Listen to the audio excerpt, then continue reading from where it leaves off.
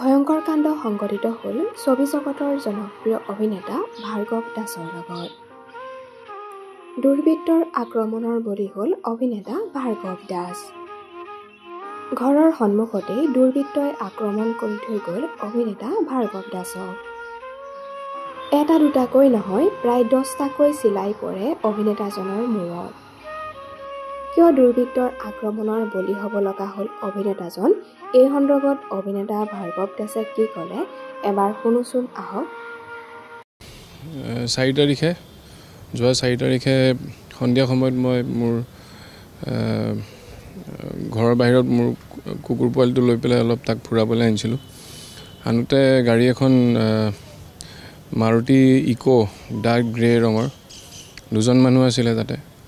গাড়ীখন প্ৰশান্তি পথত, মোৰ বাইলেনটোৰ ঘৰৰ কাষৰ বাইলেনটোৰ নাম প্ৰশান্তি পথ। সেইফালেদি মই সোমাওঁতে গাড়ী এখন খুব স্পীডত সোমাই পেলাই অলমষ্ট মোক খুন্দিয়াব লৈছিলে।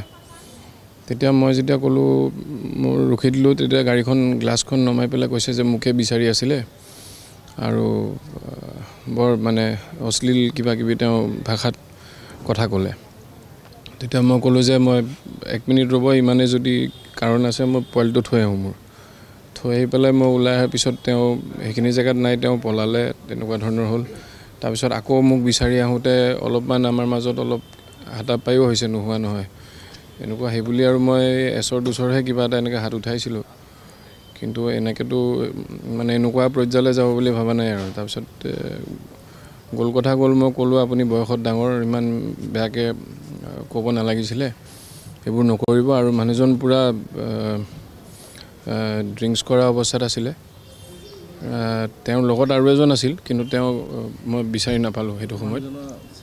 মানুহজন যেতিয়া গাড়ীখন ৰখাই দিছে, তেতিয়া মই তেওঁক কৈছোঁ যে আপুনিহে বুলি কৈছোঁ। তাৰমানে ক'ৰবাত নহয় ক'ৰবাত মই তেখেতক দেখিছোঁ, কিন্তু মই মানে ইমান, এতিয়া বহুতে মাতে এনেকৈ, ভাইটি চিৰিয়েলখন চাই আছোঁ বা কিবা এটা চাই আছোঁ বুলি ভালকৈ কয়, তেনেকৈ ক'ৰবাত দেখা মনত আছে, কিন্তু মানে পাৰ্চনেলি মই তেনেকৈ মানুহজনক চিনি নাপাওঁ। পাছফালৰ পৰা এটেক কৰিছে আপোনাক?